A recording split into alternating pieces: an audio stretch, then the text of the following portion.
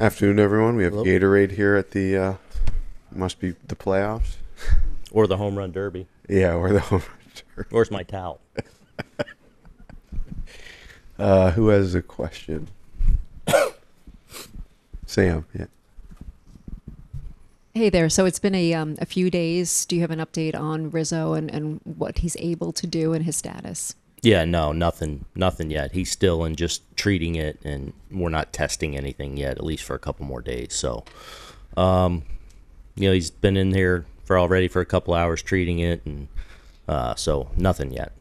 With that being said, I know Rice got some at-bats on Sunday. What do you want to see from him these next few days? Yeah, I mean, these are important days for us, obviously going out and winning our division and earning a bye gives us that ability to, that rest of a long season. But, these are important days for us where, I want our guys walking in with an edge. There's a lot to accomplish. There's a lot to get done. And Benny will be in that mix. We'll have a couple days where we'll have kind of simulated game situations tomorrow and the next day. And he'll be certainly right in the middle of that. And as will most of our guys. To the left, Brian. How are you looking at left field? Have you decided who'll start game one? Not yet. We'll let the week unfold. I have thoughts in my mind, but we'll let that unfold. And how do you evaluate what you saw from Jason in September?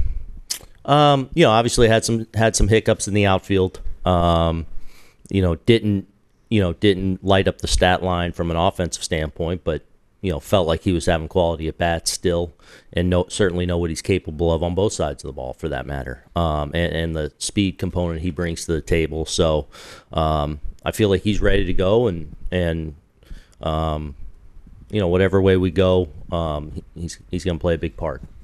Brendan, to the right. What are you weighing in terms of your Game 3 starter? I don't know. Just I want everyone to kind of weigh in and certainly have their opinions and thoughts heard. And again, I think it's a really good decision we have in front of us. I feel like whichever way we end up going, it's going to be a good choice. And and that said, both guys, Clark and Luis, could play a role in the days ahead out of the pen in a situation. So we'll continue to work through that this week. We don't have to make that call yet. But again, I feel like both guys bring a lot to the table. That was going to be my follow-up. Would it be asking Luis too much to attempt to come out of the bullpen this time of year, having never done it before, having done all he's done this season? It's that time of year, it's all hands on deck.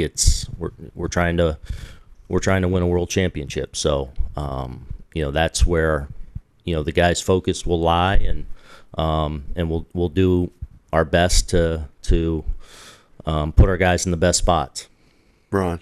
Looking back at Aaron in the postseason 2 years ago, no matter how good he is at focusing and compartmentalizing, did the hoopla and everything around the pursuit of 61, do you think, wear him down at any point for that?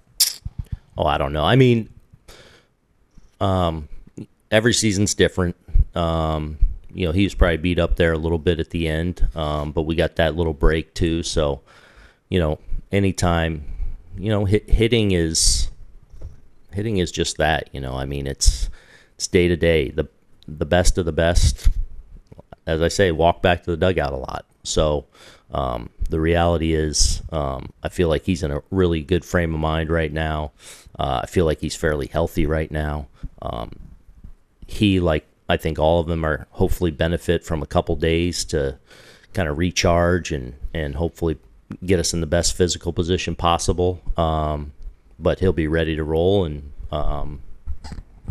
he's so mentally tough that I don't think anything's going to creep in and affect what he does between the lines. And you alluded to this Friday, how it was unusual. You're so used to writing 2-3 in your lineup every day. Mm-hmm. Any points during the season you just marveled at the situation you're in, being able to do that, and Yeah. almost like Ruth and Gehrig and Mantle and Maris? Yeah, there were a couple times, especially because we've had our share of seasons, even really good seasons, where we've been beat up a little bit, and to be able to just almost as a rule every night, usually I send the lineup out to Brad. We'll talk about it, and I send it to him before I take off from the stadium to send it out. It was pretty awesome just being able to, as a rule, Soto and Judge were 2-3, however many times it ended up being, probably close to 160 times. I tried not to take that for granted, especially getting to watch what we were watching all year by those two. But definitely, obviously, a major key to our success in the position we're in right now. Zach and Greg. If Rizzo can't go, are you leaning towards Rice, or is it? I think we'll just figure it out. I think if Riz can't go in the first series, I think we'll look at everything here in these next few days, and maybe a situation where you're going to lean on everyone anyway in different spots in the biggest moments. Maybe it's this guy starting, this guy coming in a scenario, or a lot of different scenarios. So those will be the things we kind of work through this week, and then as the division series unfolds. Where were we, Greg? All right. Aside from the decision on Rizzo, do you feel like the roster is mostly set at this point, or are there still spots up for grabs? No, I think there's probably a couple spots that we're, considering how many pitchers do we end up going with, who are the last couple of pitchers, maybe even a case for the last guy on the bench, depending on how many position players we go. So we'll talk through those final couple of spots and which way we go and how we divvy up pitchers and position players, probably all the way till Thursday and Friday. And then just as a fan of the game, but also knowing Carlos Mendoza, just what was yesterday like watching that game and seeing him be able to get? Yeah, it was great. I talked to him, when he was in Milwaukee, and we texted with each other after the game before they were heading back to Milwaukee. So yeah, pretty fired up for Carlos. He's obviously done an awesome job with them, and they've had a really strong season after a really difficult start to the season. So to be able to get in, I know he was very excited, and obviously their team. Greg, can you pass it behind you? Chris and Gary. What's the key to keeping that mental edge that you mentioned while also making the most of this time off? Yeah, definitely want to strike that balance. Again, that's something we talk about a lot, going back to the first day of spring training, making sure we walk in those doors with an edge to us every day, and want to make sure that through these few days of preparation that we have that level of edge too. Again, we'll get some simulated reps where guys are getting on the field, regular bats. We'll go through some fundamental things, different fundamentals each day, but understanding that these are important days for us to make sure we're prepared, ready, tight in that room. So we'll kind of hammer that with these guys, but that's also who they are too. They know what's at stake, and they know where we are in the season and what we have an opportunity to do. So confident we'll be focused here and hopefully have a good few days leading into Saturday. Chris and Gary. How do you view Stroman fitting into the pitching plans this round? Yeah, we'll see. Again, those are things we'll talk through, and haven't decided one way or the other on that yet either. Your bullpen's had some highs, lows throughout the season. It's gone through a couple of transformations, a lot of names. How do you view this current iteration going into the postseason? Yeah, I'm excited about them. Again, I feel like a lot of them are throwing the ball really well. Hopefully we have a good week with Jake Cousins, getting him back in the mix because of the important role that he's played with us.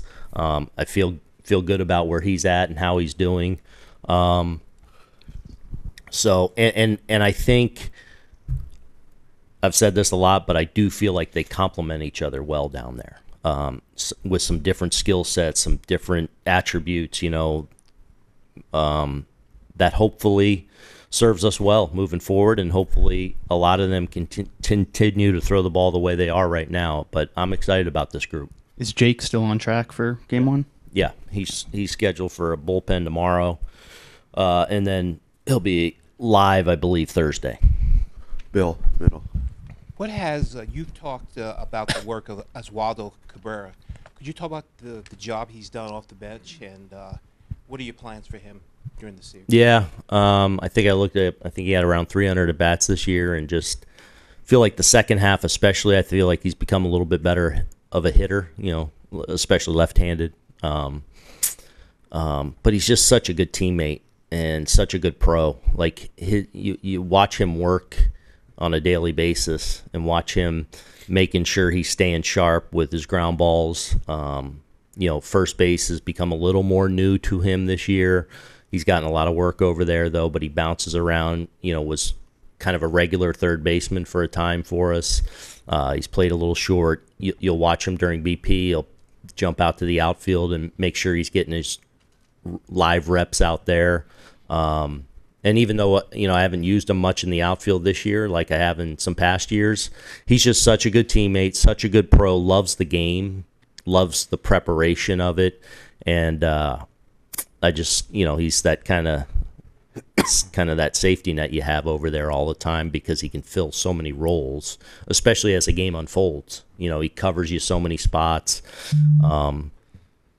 And he gets in there and he seems to do something. So he's I think every team, especially nowadays, you're seeing more and more teams have that versatility. He certainly provides that versatility for us off the bench. Ryan and Peter. Once Luke Weaver took over the closer's role there, what did you learn about him? I don't know. I mean, a lot's been made of his reactions, the intensity, the release of emotion after a big out to end an inning or something. He's definitely performed well in the biggest moments of the regular season so far. He's a better pitcher than he's probably ever been in his life, and that's a credit to him for some of the adjustments he's made and how he's embraced going to the bullpen. But he's had an outstanding season, and whatever role that I've put him in, he's flourished, and he likes, like a lot of our guys do, he likes the competition and he likes the action. So we're about to get into some. You look at him as your ninth inning guy? We'll see. I mean, he might be in the biggest moment in a big spot in the seventh, and I can't get him to the ninth. So I would expect him to hopefully close out some games for us, but he could find himself in a different inning if it calls for it. So he's definitely one of the best we got down there, and a guy that obviously I trust a lot. Peter. Understanding that these are the types of games, big reason why you got Juan Soto. Just what are you most looking forward to seeing from him in his first season, postseason with you guys? Oh, I don't know. I mean, he's so ingrained with us now, and I just want to make sure he's in, getting his proper work in this week in the right frame of mind, which I'm confident he will be, and then hopefully he goes out and continues to impact us like he has during the regular season. But I know we're lucky to have him. Eric, to the right. I don't expect you to answer this publicly, but do you have a rooting interest in that Royals-Orioles series? Eric, you always answer the question before you ask the question. I've covered you 7 years. I know. So I'm just going to answer. No, I really don't. I'm always careful what you wish for.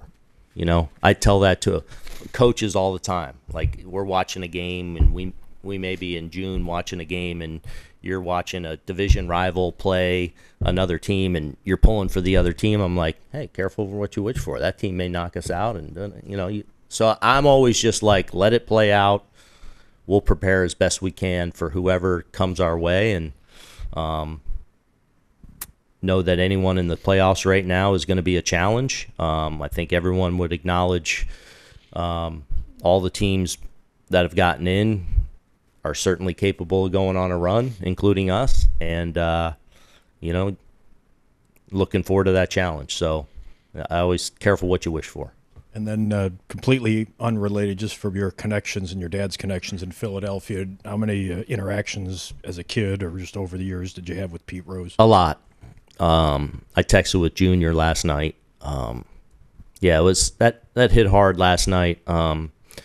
Pete was, he came to Philly in '79. Obviously, won the World Series in '80.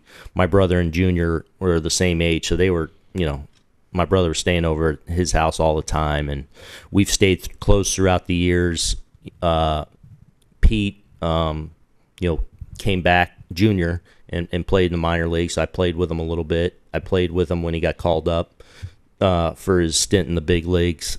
Still in touch with him over the years. Still even in touch with Pete every now and then. I would talk to him probably once or twice a year. So a sad day for baseball, of course, but for me personally, because even going back to my childhood, he was an important figure for my family. John, second row. You mentioned before that everyone knows what's at stake right now. For a lot of the guys, this is their first postseason experience, knowing that the goal, of course, is to treat it like another game. From your experience, how different is it from a regular game, and how do you keep yourself, and how do you teach somebody maybe how to keep themselves in that space where it's a regular game? Yeah. You try and kind of prepare for that all year, and you try and treat any game you're in, like it's your last, like it's a playoff game. And hopefully those repetitions, that muscle memory serves you well going into postseason, even for somebody without a lot of experience. I think the biggest thing, obviously every play is so important and so scrutinized. And the biggest thing for me is,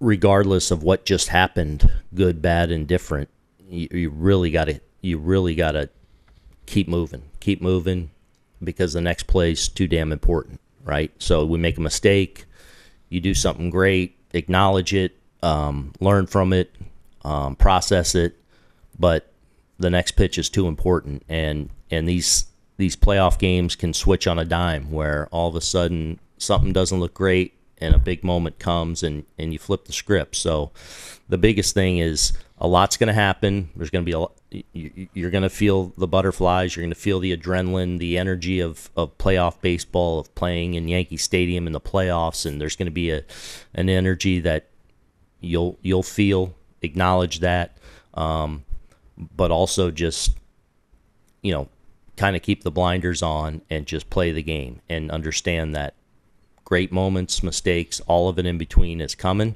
and you got to keep moving on, because the next one's really important. Right behind John. Hey, Aaron, is DJ LeMahieu working out at all? Is he going to be an option in this series or in future series? Yeah, we'll see. We'll see how the week unfolds with what he's able to do. He's had a pretty good week, I know. So we'll see what we're able to do with him. Danny. Aaron, any other injuries or anything else that you're looking at that maybe have popped up since the end of the season or anything? No, I think we're in pretty good shape. Other than obviously getting Cousins back, DJ going through his Riz, Nestor, obviously. So, no, nothing else. Overall, I think we're in a pretty good spot. Is Nestor doing anything yet? He's still in the no-throw portion. Doing some treatments and whatever exercise they have doing him in the training room. So, we'll see. Max. Do you feel like you're covered in outfield depth with the mix of Verdugo, Dominguez, and then also a Cabrera, or do you feel like you need a Grisham, another primary outfielder? Well, I think with Grish too. Add him to the mix, and so yeah, I do feel like we're covered, and these games may unfold to where you get creative, and three guys are playing significant role as the game unfolds. So I feel like they're all in a place and ready to go and ready to really contribute. Last one, Ron.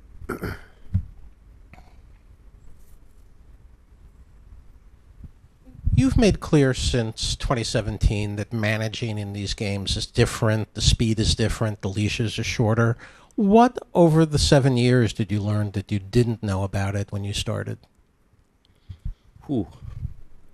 I don't know. It's tough to reflect on where I was at that point. I think the experience serves you well. but trying to make sure that, you know, from me on down through my coaching staff and through, you know, especially bullpen guys that were, you know, even more ahead than we would be in a regular season game where, hey, we may have to get this guy up and get him in 2 batters. So we need guys to be a little more on the ready really early in the game too sometimes. So I think that's the biggest thing, is making sure the lines of communication are really strong. Thank you, Aaron. Yeah.